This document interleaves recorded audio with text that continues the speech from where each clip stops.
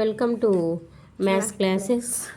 ఇక్కడ మనం ఈ వీడియోలో అయితే కనుక 18, 19, 20 అథమెటిక్ ప్రోగ్రెషన్లోని లాస్ట్ 3 ప్రాబ్లమ్స్ మనం డిస్కస్ చేస్తామమ్మా. ఇవి వర్డ్ ప్రాబ్లమ్స్ కాబట్టి లెంతీగా ఉంటాయి కాబట్టి క్వశ్చన్ అయితే రాయట్లేదు. క్వశ్చన్ ఒకసారి చదువుదాం. A spiral is made up of consecutive semi circles with centres alternatively A and B starting with the centre A. Figure చూడండి. ఏ పాయింట్ తీసుకుంటే ఇక్కడి నుంచి ఇలా సెమీ సర్కిల్స్గా మనకు ఒక స్ట్రింగ్ అయితే ప్లేస్ చేయడం జరిగింది. L1, L2, L3.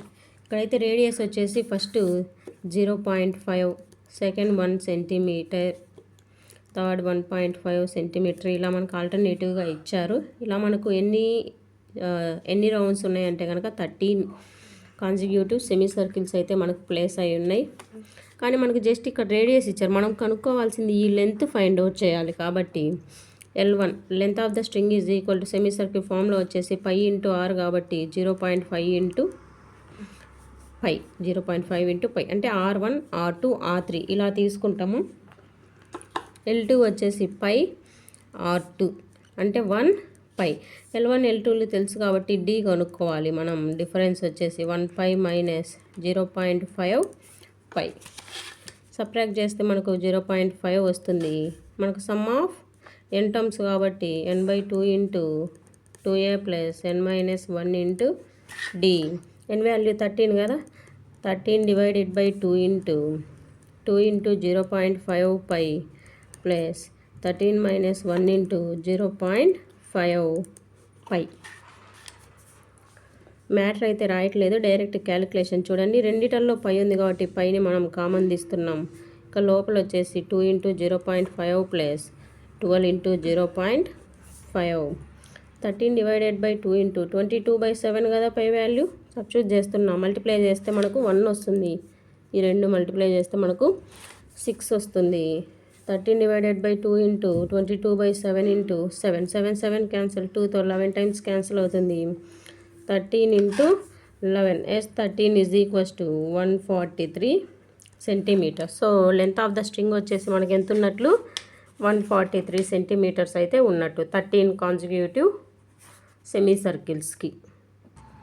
ఇప్పుడు 19th ప్రాబ్లం చూడండి. ఇక్కడ total 200 lakhs are stacked in the following manner. Bottom 20 lakhs, 19 lakhs in the next row, 18 rows in the next it. How many rows and the 200 lakhs place and how many lakhs are in the top row. కొన్ని లాక్స్ అయితే place చేశారమ్మా. కింద 20, 19, 18 ఇలా less చేసుకుంటూ వెళ్ళారు. 200 లాక్స్ అయితే మనకు place చేశారు. Question వచ్చేసి ఏంటి, టాప్ రోలో ఎన్ని లాక్స్ ఉన్నాయి ప్లస్ ఇలా ఎన్ని రోస్ ఉన్నాయి, 1, 2, 3 ఇలా ఎన్ని రోస్ ఉన్నాయి, టాప్లో మనకు ఎన్ని లాక్స్ ఉన్నాయి అనేది క్వశ్చన్. సో టోటల్ ఇచ్చారు కాబట్టి SN వచ్చేసి మనకు 200. ఫస్ట్ రోలో ఎన్ని ఉన్నాయి 20, సెకండ్ రోలో ఎన్ని ఉన్నాయి 19. కామన్ డిఫరెన్స్ ఏంటి A2 minus A1, 19 minus 20. So common difference ఏమవుతుంది -1 అవుతుంది అనమాట. సో మనం ఫార్ములా అప్లై చేద్దాం చూడండి. SN is equals to n/2 into 2a plus n minus 1 into d. S మనకు దీని వాల్యూ తెలుసు, ఇన్ని అని తెలియదు అనమాట. 200 n divided by 2 into 20 plus n minus 1 into -1. Cross multiply చేద్దాం, లేదా 200 into 2 n into 40 minus n plus 1. 400 is equals to n into 41 minus n. Multiply చేద్దాం చూడనమ్మా. 41 n minus n square. Quadratic equation అనేది form అయింది ఇక్కడ. n square minus 41 n plus 400. ఇక్కడ మనకు quadratic equation చూడండి. 400 multiply చేస్తే మనకు 400 రావాలి. ప్లస్ ఆ రెండు సమ్ చేస్తే మనకు 41 రావాలన్నమాట.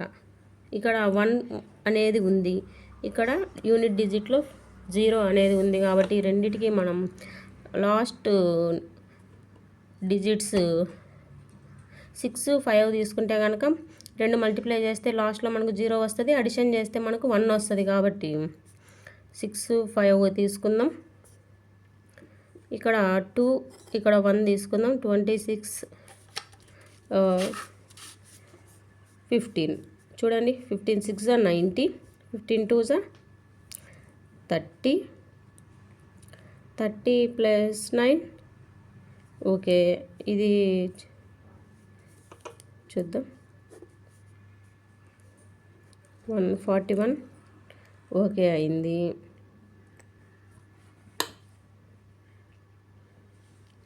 లేదా 25 × 16 చూద్దాం.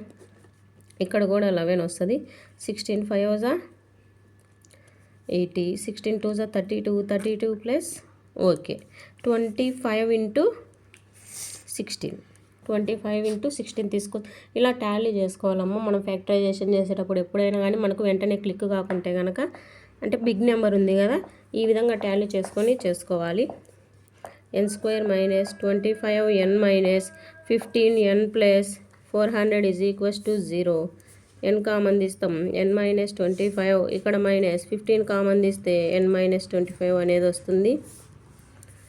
రెండిటల్లో కామన్ 25 ఉంది కాబట్టి n - 25ని కామన్ తీస్తాం. రిమైనింగ్ టర్మ్స్ వచ్చేసి 0కి ఈక్వల్ చేస్తాం. n - 25 = 0, n - 15 = 0. n వాల్యూ 15, ఇక్కడ n value 25. 25 not 15, it is 16. Okay, n వాల్యూని 25 తీసుకోలేమన్నమాట. 25 లాక్స్ అంత తీసుకోవడానికి మనకు 200 అనేది అప్పుడు సమ్ రాదు కాబట్టి తీసుకోము. n = 16 తీసుకుంటాం. ఓకే, n వాల్యూ తెలిసింది. ఏ n వాల్యూ చూద్దాం. a + n - 1 × d. 20 + 16 - 1 × d వచ్చేసి -1. 20 + 15 × -1 that is equals to 20 - 15. So an value వచ్చేసి 1 అవుతుంది. an value is 5. 20 - 15 వచ్చేసి 5. మనకు టాప్ రోలో వచ్చేసి మనకు 5 లాక్స్ అయితే ప్లేస్ చేసింటారు. నెంబర్ ఆఫ్ రోస్ వచ్చేసి మనకు 16 ఉంటాయి కాబట్టి మనకు ఈ విధంగా తెలిసింది. ఇప్పుడు 20 ప్రాబ్లం మనము డిస్కస్ చేద్దాము. 20లో వచ్చేసి మనకి ఏమి ఇచ్చారంటే కనుక ఒక పొటాటో రేస్ అనేది జరుగుతుంది.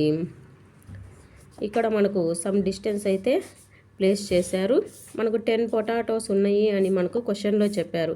ఫస్ట్ డిస్టెన్స్ 5, 3 మీటర్స్, 3 మీటర్స్ ఇలా ఇచ్చారనమాట. ఫస్ట్ ఇక్కడ ఉంటుంది పాప. ఫస్ట్ ఇలా వెళ్ళి ఇలా తీసుకురావాలి. అప్పుడు మనకు ఫస్ట్ టర్మ్ ఎంత అవుతుంది? ఫస్ట్ ఇక్కడ 5 మీటర్స్ ట్రావెల్ చేసి మళ్ళీ రివర్స్ రావాలి. 5 + 5 10 మీటర్స్. సెకండ్ టర్మ్ చూద్దాం.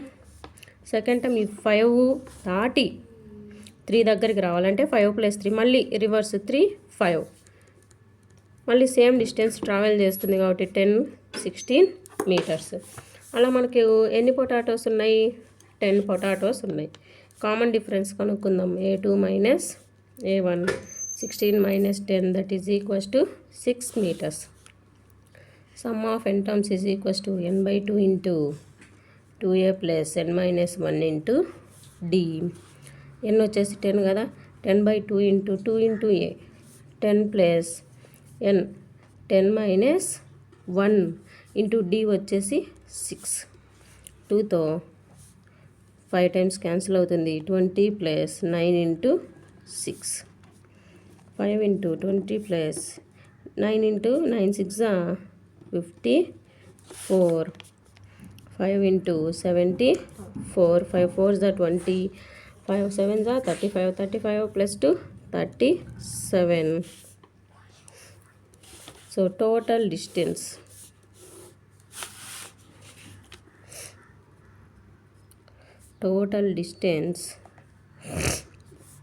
he covered